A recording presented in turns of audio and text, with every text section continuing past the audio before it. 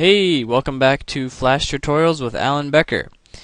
Today we're going to be talking about sound effects and how you can add sound effects to your Flash animations. So today we're going to be adding sound effects to this animation that I actually created specifically for this tutorial. Yeah.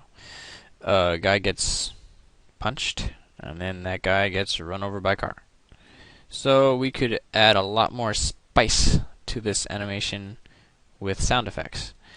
So step one in getting sound effects in your animation is to get the sound effects in the first place. I will show you a website where you can find a treasure chest full of sound effect websites, and that is bluevertigo.com.ar. And some really good ones in this list. I mean, this whole website has stock photos, stock videos, vector clip art. Anyway, around the end is all the sounds. Where they go? One of my favorites is Find Sounds, where you can just search for it, and then you get all these waveforms, and you can play them. And if you like them, right-click on it, save link as, and put it wherever you want. Another good one is Partners in Rhyme. You just click on free sound effects, and you have all these different sounds to choose from. Punch.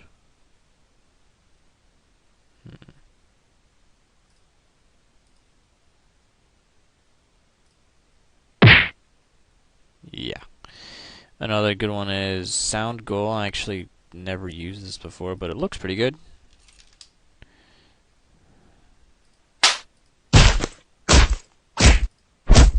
So you've got a lot of things to choose from.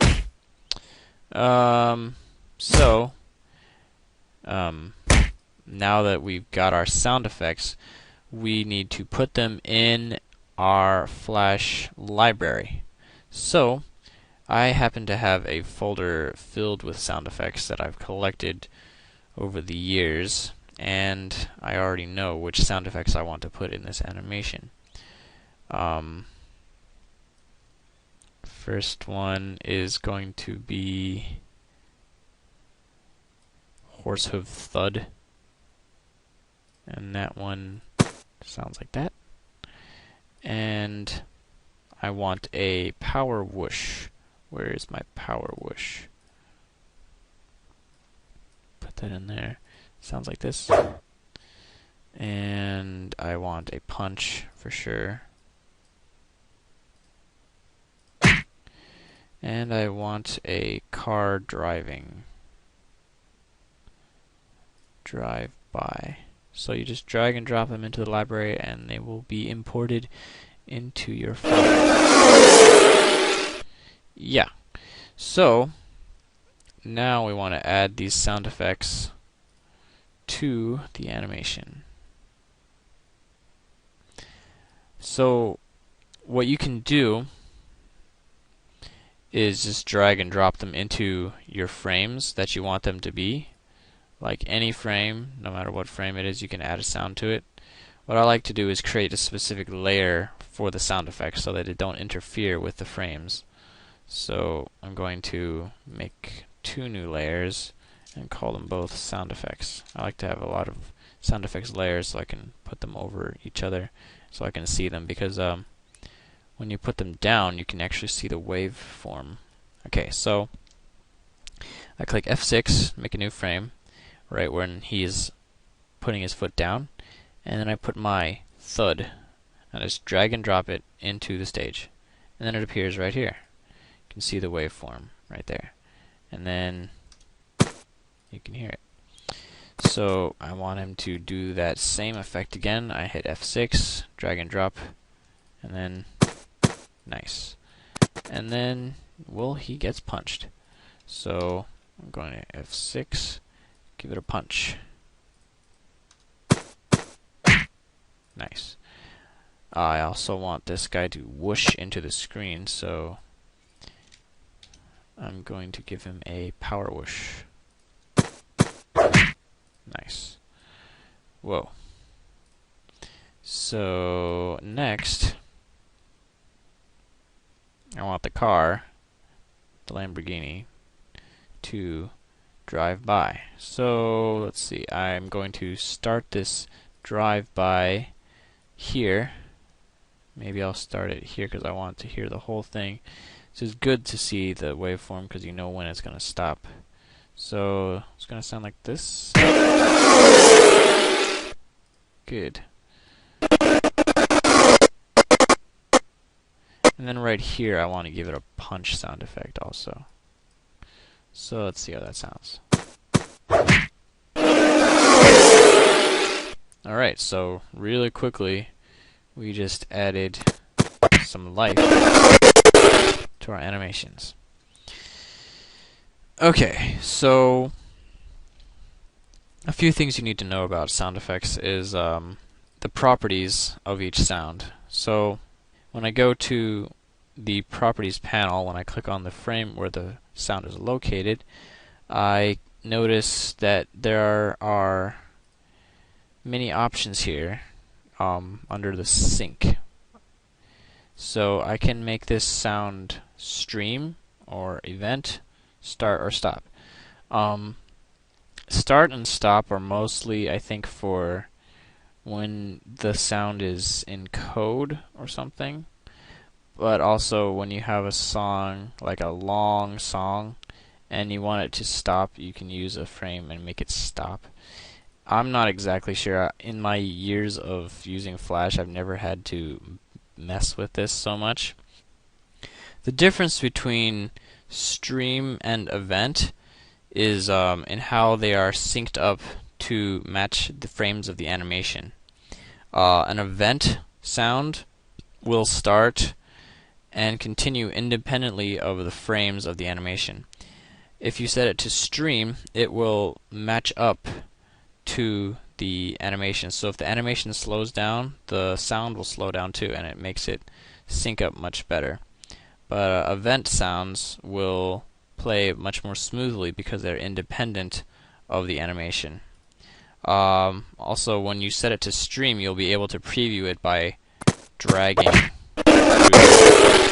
However, if these are all set to event, then I wouldn't be able to do that.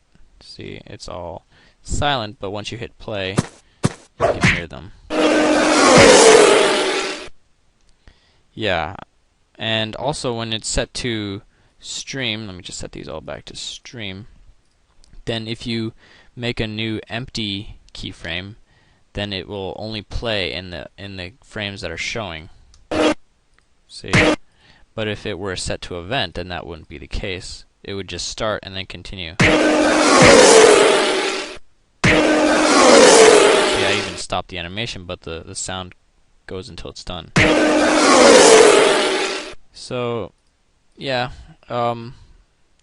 doesn't matter so much, but it's good to know. Okay. So what I want to do now is to get my car sound, my drive-by car sound, to sound like it is going from the left speaker to the right speaker. So I can actually do that if I go into the frame of the drive-by sound and I go under Effect. So if I drop down this menu, you see many options. You can make the sound only come from the left speaker, the right speaker, fade from left to right, fade from right to left, fade in, fade out, or custom. So what I could do is a simple fade left to right, and that sounds great.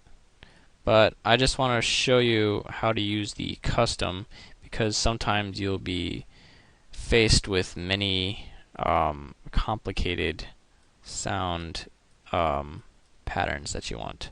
So yeah, if you look in this custom box, you see that the top represents the left speaker and the bottom represents the right speaker. So as the time goes forward, represented by these frames, which you can change into time or whatever, the sound will gradually decrease on the left speaker and increase on the right speaker. If I wanted to, I could add keyframes by just clicking on the line and then just clicking and dragging and moving them around, or I can get rid of them by just dragging them off.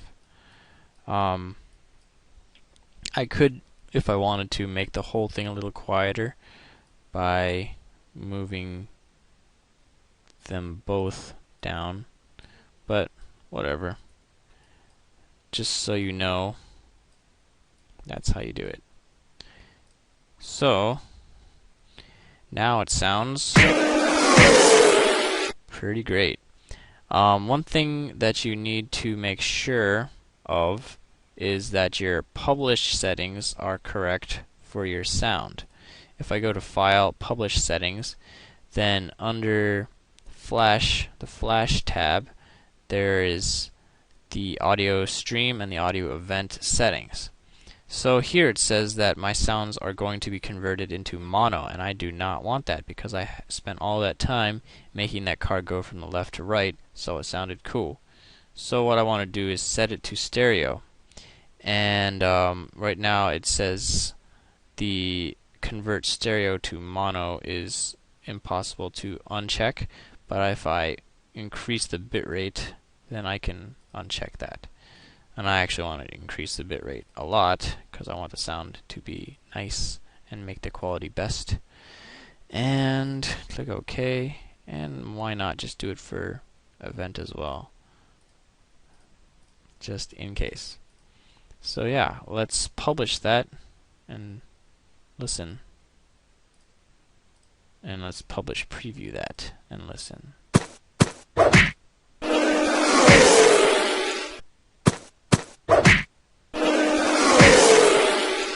That is beautiful.